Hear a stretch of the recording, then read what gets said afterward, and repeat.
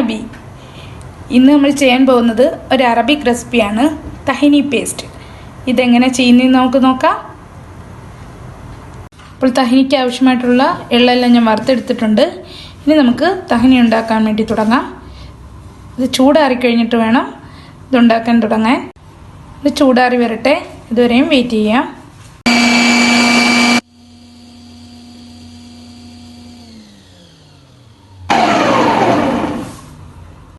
ഇപ്പം ഞാൻ എള്ളെല്ലാം പൊടിച്ചെടുത്തിട്ടുണ്ട്. ഇനി നമുക്കിതിലേക്ക് ചേർത്ത് കൊടുക്കേണ്ടത് ഒലിവ് ഓയിലാണ്. ഞാൻ 1 കപ്പ് എള്ളിന് 3/4 കപ്പ് ഒലിവ് ഓയിലാണ് ചേർത്ത് കൊടുക്കുന്നത്. നിങ്ങൾ തഹിനെ എത്രമാത്രം ലൂസാക്കണോ അത്രമാത്രം ഓയിൽ ഒഴിച്ചു കൊടുക്കാം.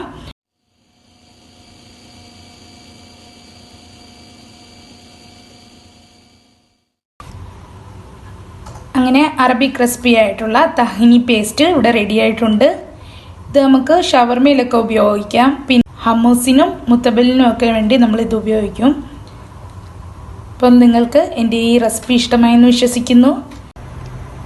നിങ്ങൾക്ക് എൻ്റെ ഈ വീഡിയോ ഇഷ്ടമായെങ്കിൽ ലൈക്ക് ചെയ്യുക, കമൻറ്റ് ചെയ്യുക. ഇതുവരെ സബ്സ്ക്രൈബ് ചെയ്യാത്തവർ സബ്സ്ക്രൈബ് ചെയ്യുക. തൊട്ടടുത്തുള്ള ബെല്ലൈക്കൺ കൂടി ക്ലിക്ക് ചെയ്യുക. Thank you.